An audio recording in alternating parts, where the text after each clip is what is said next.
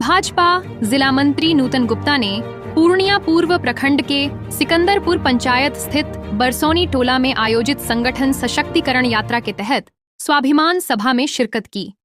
सभा की अध्यक्षता पिंकू विश्वास ने की, जिसमें करीब 1000 ग्रामीण व कार्यकर्ता शामिल हुए। इस दौरान श्रीमती गुप्ता ने राहुल गांधी और तेजस्वी यादव की वोटर अधिकार यात्रा को नौटंकी करार देते हुए कहा कि यह यात्रा पूरी तरह विफल साबित हुई है और जनता इन्हें विधानसभा चुनाव में सबक सिखाएगी। उन्होंने कांग्रेस और राजद पर भ्रष्टाचार व जंगल राज का आरोप लगाते हुए कहा कि बिहार की जनता अब एनडीए सरकार पर भरोसा कर विकास के रास्ते पर चल रही है। सभा में जिला मंत्री ने प्रधानमंत्री नरेंद्र मोदी और मुख्यमंत्री नीतीश कुमार की डबल इंजन सरकार की योजनाओं की जानकारी भी दी और लोगों से इनका लाभ लेने की अपील की।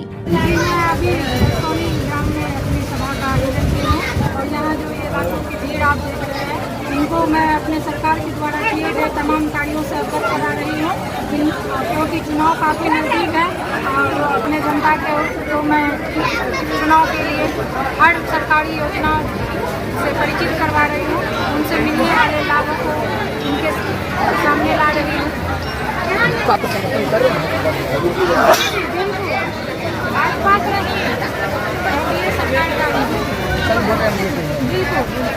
क्या समझाने का प्रयास करते हैं इस सभा के माध्यम से?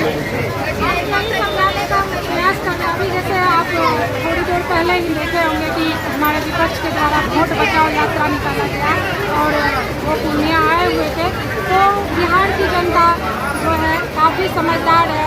जैसा कि आप जान रहे हैं, चाणक्य की धरती है, गौतम बुद्ध की धरती है और यहाँ सभी कोई समझदार है, सभी कोई अपने जीवन के बारे में सोचते हैं और उन्हें अच्छी तरह से पता है कि किनके सरकार में उनका भविष्य सुनहरा होगा, उनके बच्चे सुरक्षित रहेंगे, उनकी आने वाली पीढ़ियाँ सुरक्षित। तो लोगों को क्या कहेंगे जो आने वाले विधानसभा चुनाव है, क्या इसमें पूरी तरह से भाजपा पार्टी लगेगी है जो विपक्ष द्वारा जो इस पर आरोप लगा कर निराधार है?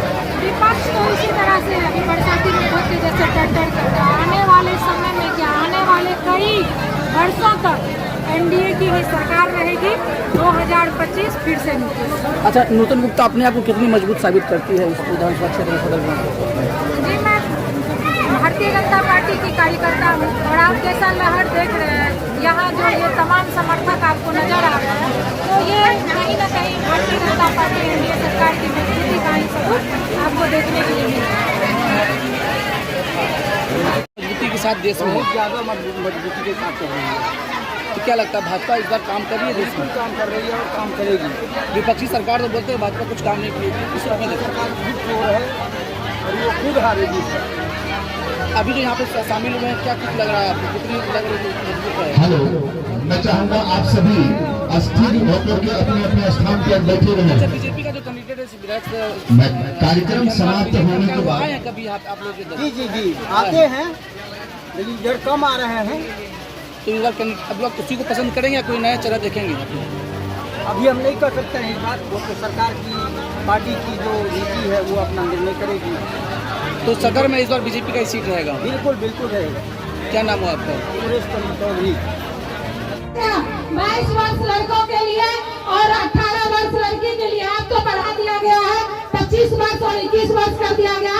यदि देश में उनका कानून बना कि 22 वर्ष के लड़के ही युवा कहलाएंगे और 18 वर्ष की लड़की ही युवतियाँ कहलाएगी, तो राहुल गांधी जी 56 साल के उम्र में अपने आप को युवा किस मुँह से साबित करते हैं? तेजस्वी यादव जी 45 वर्ष की आयु में अपने आप को किस मुँह से युवा कहते हैं? यदि वो युवा होंगे तो हमारे युवा कब कहाँ जाएंगे?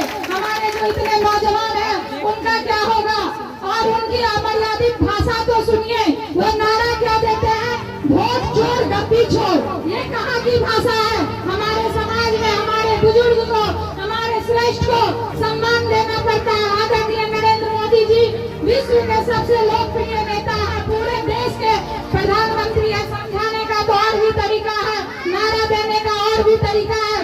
चोर कह देना कहाँ से उचित है?